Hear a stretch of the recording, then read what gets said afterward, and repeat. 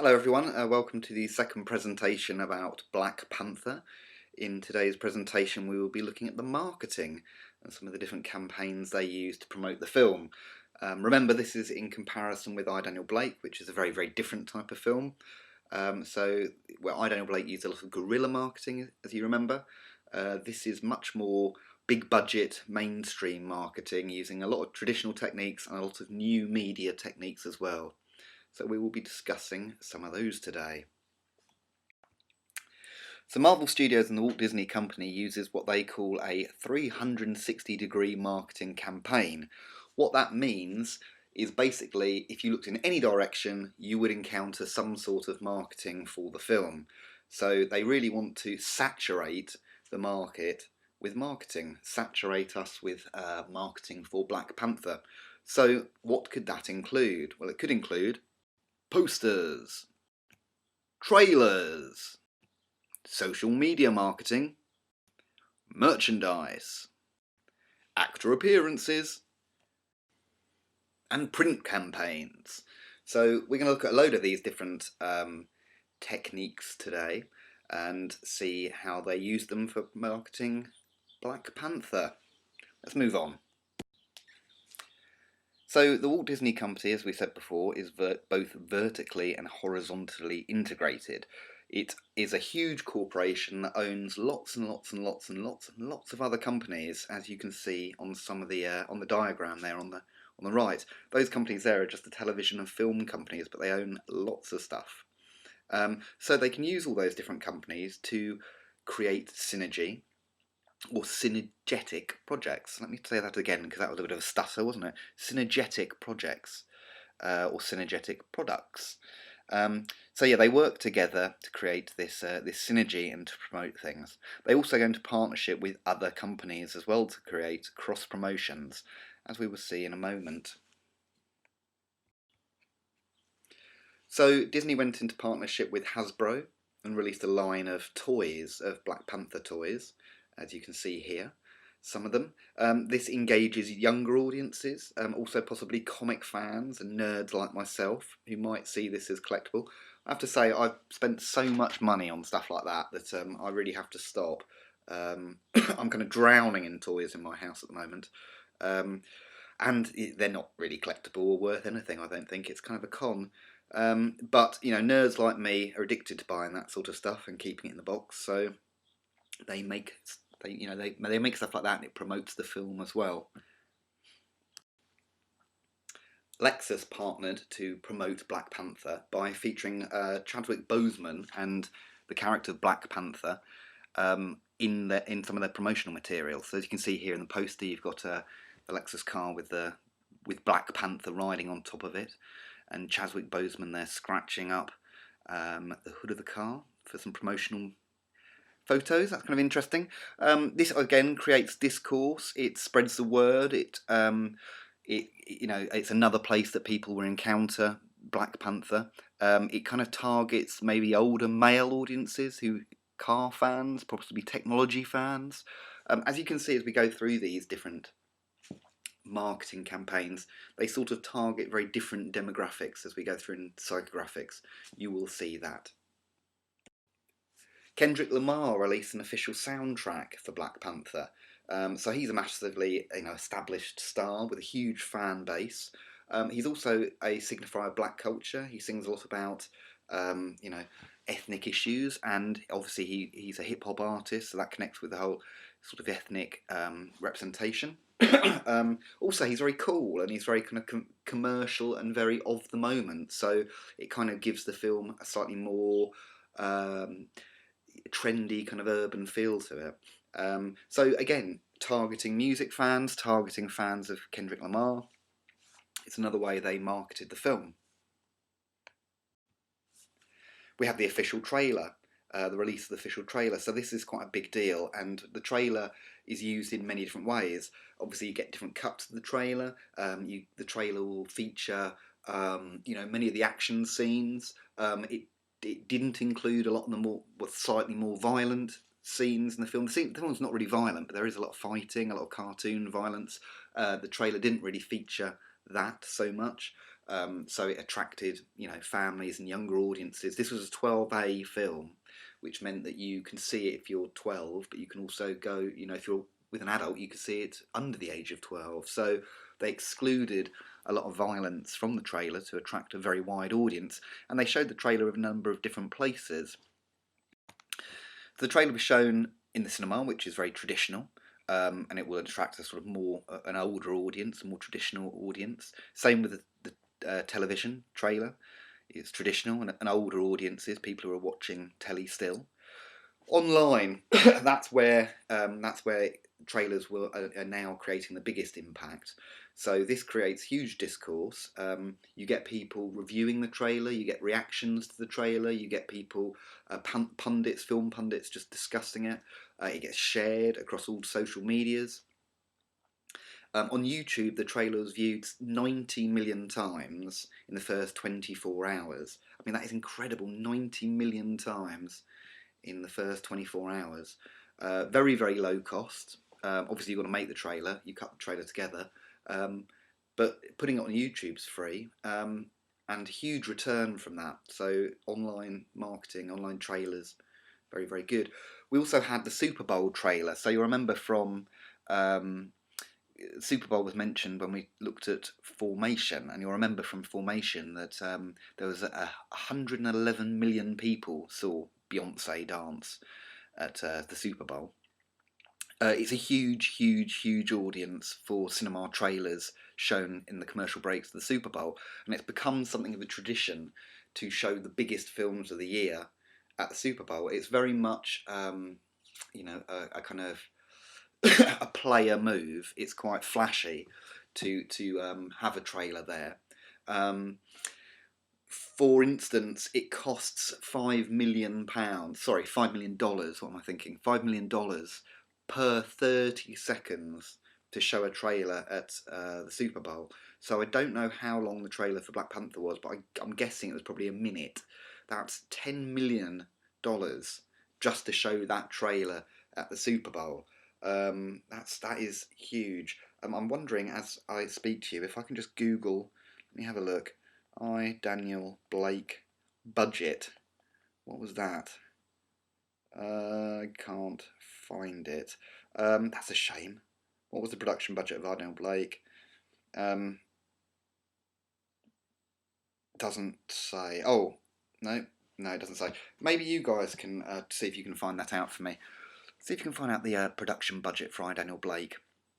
I should have looked into that. But if you think that just for a trailer being shown at the Super Bowl, it cost at least $5 million per 30 seconds, they're looking at probably $10 million to show a Black Panther trailer at the Super Bowl. $10 million was not the production budget for Daniel Blake. They didn't have that money, anywhere near that money, for the whole of the production and distribution. You can see how it's a completely different beast. Let's move on. So there was posters, as you can see here, another kind of traditional way of marketing a film. There was a massive range of posters. So as you can see, you've got the the kind of the smallest one there. If we work from left to right, you've got the smallest one there. Is the kind of sort of traditional Marvel style. It's very similar to the Infinity Wars poster and the Endgame poster and the Ragnarok poster. It's sort of got a sort of Star Warsy feel to it. I'm trying to think of Drew Struzan is the old artist who used to do those posters. It's got a sort of retro-y feel to it. It's an ensemble picture that shows all the characters, and it's slightly altered to make it look a bit comic book. As we move along, you'll see that the key characters of the film all have a poster each. So you've got the villain there. What was his name? Oh damn, I can't remember. That's a shame. Kilgore, I think it was. Was that Kilgore? No, I think Kilgore's a baddie from Apocalypse Now. What am I thinking? Anyway, then you've got his sister, and then you've got the Black Panther himself there. So by having a range of different posters, you might attract different people to different characters. You're using different stars. They're all stars. These people. So you're attracting a different demographic. And here's an interesting point, though, when we talk about the posters that I should mention, which is the poster for China. A very strange thing happened when we talk about the poster for China. So, the poster for China had to be changed. Why was that, I wonder? Well, let's have a look at how they changed it. There we go. So the poster from China, that's the poster on the left that we had in the rest of the world, and the poster on the right is the poster that was released in China. Now, can anyone think why that would be? Disney said that they were doing it just to show off the costume. They wanted to show off the costume. Could it be for any other reasons, I wonder? Could it be that traditionally in China, black characters, black actors, black films do not do so well? They're not very commercial, and it's possible that Disney were trying to hide the fact that the star was black? It's possible. Disney have denied that, and it certainly doesn't go with the more sort of woke image of this film. But there we have it. That's the evidence. That is the Chinese poster as created by Disney. Food for thought. Let's move on. So they did a tie-in with New York Fashion Week. They had a exhibit. Exhibit, is that right? The right word? Exhibition. They had a show there called Welcome to Wakanda. So New York Fashion Week included designs inspired by the Black Panther, called Welcome to Wakanda. This created a massive amount of discourse and coverage in many media outlets. It was discussed online and in fashion magazines, and it was on the news. So again, it's free advertising. It gets talked about and discussed. That name, Black Panther, those actors get seen and it gets heard by audiences. Also, you could argue that it potentially engages a more female audience, so maybe not the traditional audience for a comic book action film. Possibly. It's worth a thought. Social media was very important in many different ways. Twitter. Black Panther is the most tweeted about film of all time. It quickly became the most tweeted film in 2018 on its release, and it has gone on to become the most tweeted about film of all time. So that's good. That's creating discourse, spreading the word of mouth.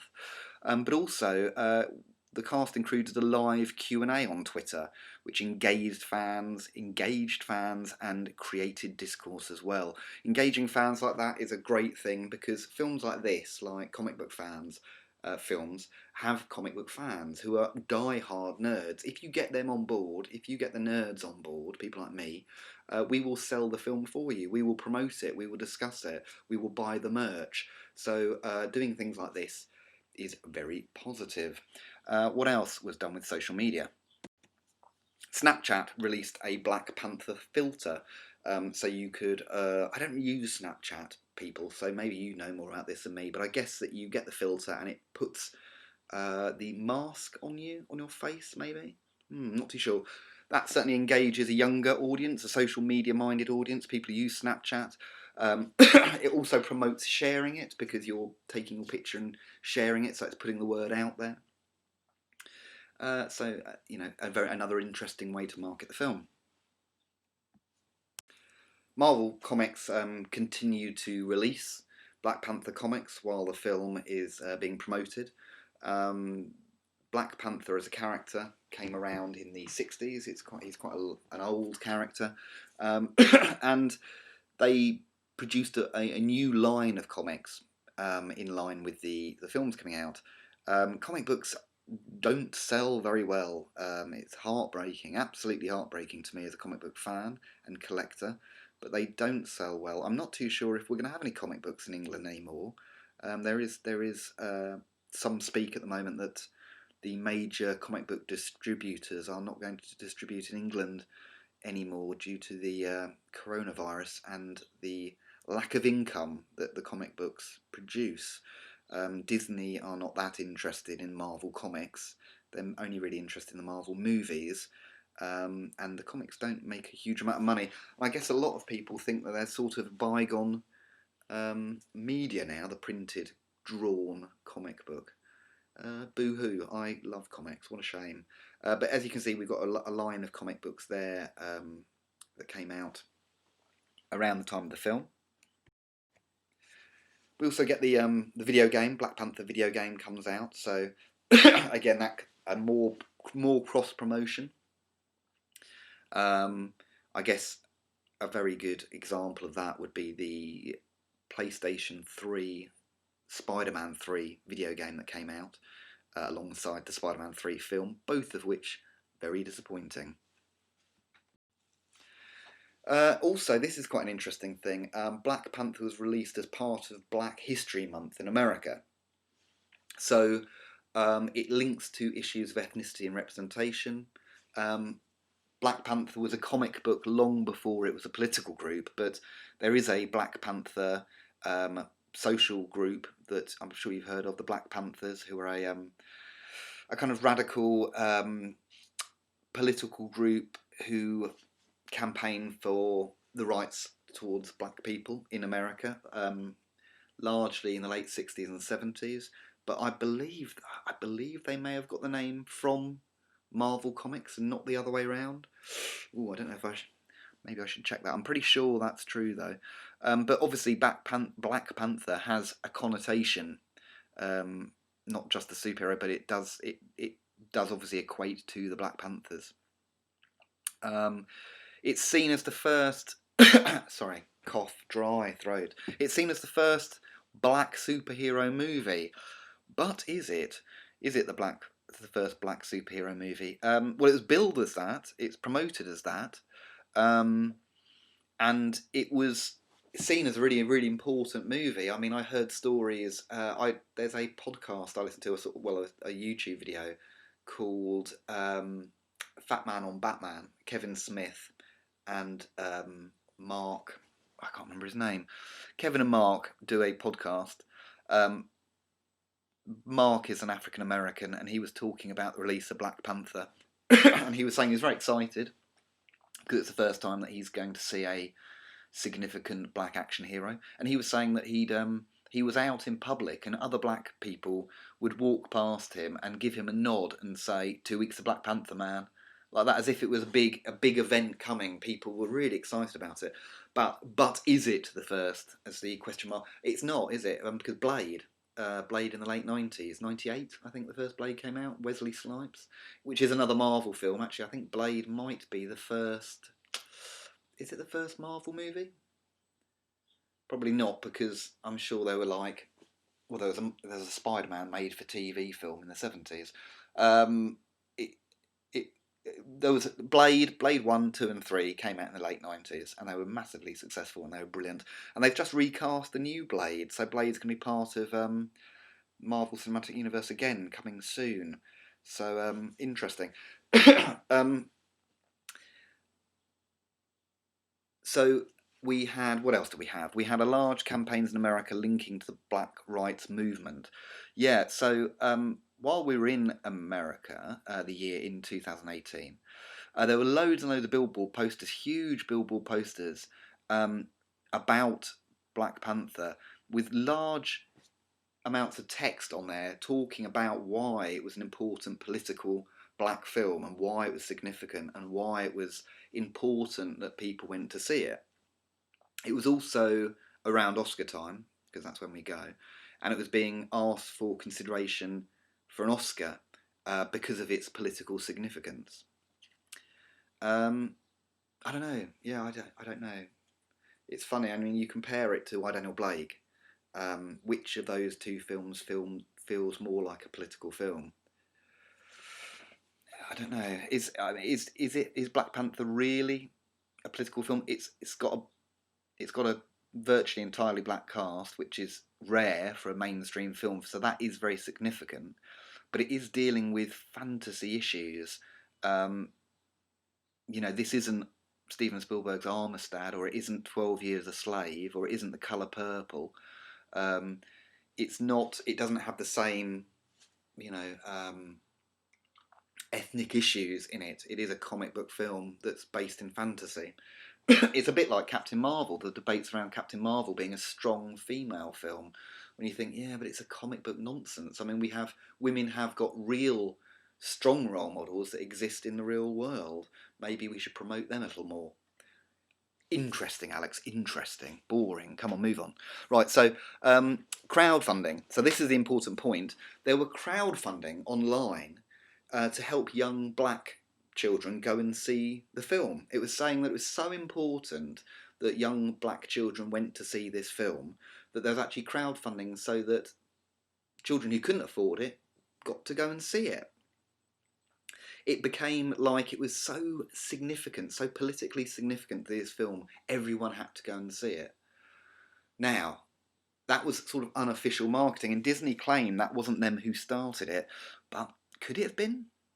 Could it have been? I mean, certainly Disney love that idea. They love the idea that people are actually paying for other people to go and see the film because it's so important they see it. Obviously, they like that because they want this film to be massively successful, which it was. It made over $1 billion. They also tried the same technique with Captain Marvel. A crowdfunding scheme was set up online, saying that it was really important that young girls go and see this film. Is it? I don't know. Maybe it is. Maybe it is. It's would we have a crowdfunding online to say it's really important that everybody goes to see the new Doctor Who with Jodie Whittaker because women really need a strong female role model. I mean, I think women have strong, as I said, I think women have strong female role models in the real world. This promoting a fantasy comic book film, I don't know. And remember Curran and Seaton, I mean, what really drives these companies are profit and power. So what they weren't saying, which is what I Daniel Blake was doing, is they weren't giving away free tickets. That's important. They weren't giving away free tickets. They were saying that people had to pay to go and see this film. So it's a very different thing. Interesting. Right. Also, you could say it links a lot to Disney's past. I mean, Disney has got a very shady past when it comes to some ethnic representations. If you've ever seen Song of the South, Uncle Amos, I mean, it's there's some terribly sort of backdated, slightly racist representations in Disney's back catalogue, and they're looking to kind of readdress that. I think not only with more diverse representations within ethnicity, but also you see it within more stronger female representations. I mean, certainly within the new Star Wars world, we've seen that. So you could say, again cynically, you could look at this cynically, and you could say, is Disney doing this to be part of a sort of woke movement, and because actually it wants to readdress its image a little bit, and it wants to be seen as being very diverse and very contemporary? Very possibly. Well, I think we've discussed some very interesting points here. What should we do now? Well, this is what we do now. So, what next? Please check the new timetables that are on on eBrock, on the eBrock forum. As you've seen, things are a little bit different now. So we're going to be having Zoom sessions. We're going to have these presentations. We're going to have Zoom sessions. And we're going to have a chat session, and then I'm going to set you a activity every week. So hopefully that'll keep you guys busy.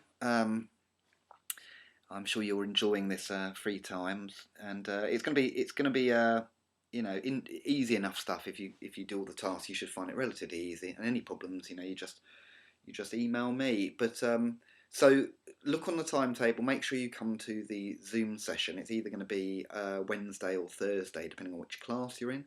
And then I've got chat sessions on Friday if you have any more questions there. And then there'll be an activity that I put up probably Friday as well on the forum, so keep an eye out for that. Also, if you've got any questions about any of this, as I say, email me and we can go through it all.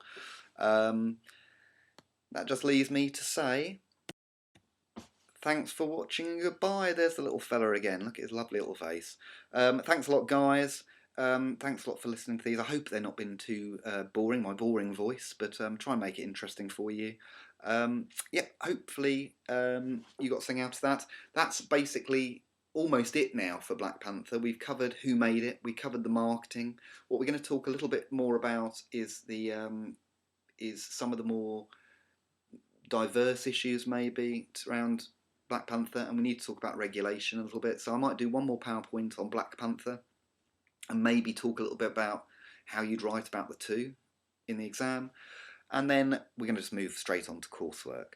So maybe, one more presentation after this on I Don't Know Blake and Black Panther, and then a bit more writing, then coursework, throughout the summer. So that should be good. Anyway, I'm going to go.